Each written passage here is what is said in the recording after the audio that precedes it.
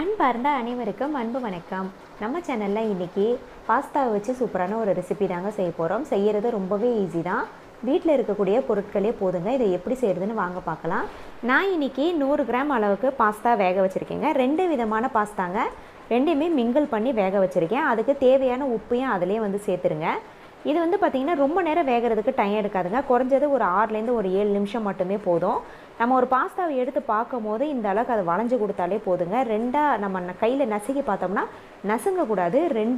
ரெண்டாக தனித்தனியாக உடையணும். இதுதான் சரியான பக்குவம். இதை தண்ணியை வடித்து எடுத்துகிட்டு ஒரு ஓரமாக வச்சுருங்க. அடுத்து கடாயில் தேவையான அளவு எண்ணெய் சேர்த்துக்கலாம். நான் ஒரு 3 டேபிள் ஸ்பூன் அளவுக்கு எண்ணெய் சேர்த்துட்டு கொஞ்சமாக வெங்காயம் சேர்த்துருக்கேன். பெரிய வெங்காயம் தான் சேர்த்துருக்கேன். அது கூடவே இஞ்சியும் பூண்டும் சின்னமாக கட் பண்ணிவிட்டு சேர்த்துருக்கேங்க. நச்சு சேர்க்குறத விட கட் பண்ணி சேர்க்கும் போது ரொம்ப நல்லாயிருக்கும். அது கூடவே கொஞ்சமாக சோம்புத்தூள், கரம் மசாலா 1/4 டீஸ்பூன், அப்புறம் 1/4 டீஸ்பூன் அளவுக்கு மிளகாய்த்தூள். காரம் நான் ரொம்ப கம்மியான அளவு தாங்க சேர்த்துருக்கேன். உங்களுக்கு தேவையான அளவு சேர்த்துக்கோங்க.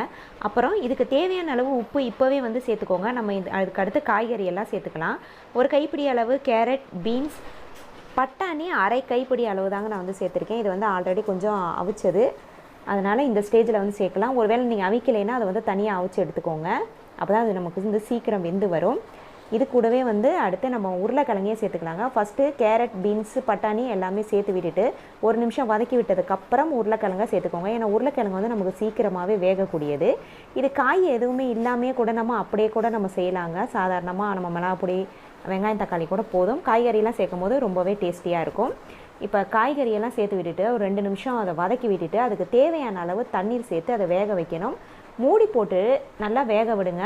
குறைஞ்சது ஒரு 7-8 நிமிஷம் கழித்து நம்ம மிதமான சூட்லேயே வச்சு வேக வச்சிட்டோம்னா அந்த காய்கறி எல்லாமே நல்லா வெந்து வந்துடும். தண்ணி இந்த ஸ்டேஜுக்கு வற்றி வந்துடும். அந்த வற்றி வந்ததுக்கப்புறம் நம்ம வடிகட்டி வச்சுருந்தோம் இல்லைங்களா, அந்த பாஸ்தா, அதை இதில் சேர்த்துக்கோங்க. அந்த கொஞ்சம் தண்ணி இருக்கும் போதே, அந்த கிரேவி இருக்கும் போதே நம்ம பாஸ்தாவை சேர்த்து கிளறும் போது, அதை வேக விடும் போது அந்த கிரேவியோட அந்த மசாலா ஐட்டங்கள்லாம் அந்த பாஸ்தாவோட சேர்ந்து வெந்து வரும்போது டேஸ்ட் ரொம்பவே நல்லா இருக்குங்க. இப்போ பாருங்கள், ரொம்பவே சூப்பரான பாஸ்தா நமக்கு ரெடி ஆயிடுச்சு. அந்த கிரேவி வத்துற அளவுக்கு நம்ம பாஸ்தாவை சேர்த்து கிளறி விட்டுக்கிட்டே இருந்தோம்னா சூப்பரான பாஸ்தா ரெடிங்க. குழந்தைங்களுக்கு நம்ம செஞ்சு கொடுக்குறதுக்கு ரொம்பவே ஈஸியாக இருக்கும். கண்டிப்பாக இதை ட்ரை பண்ணி பாருங்கள்.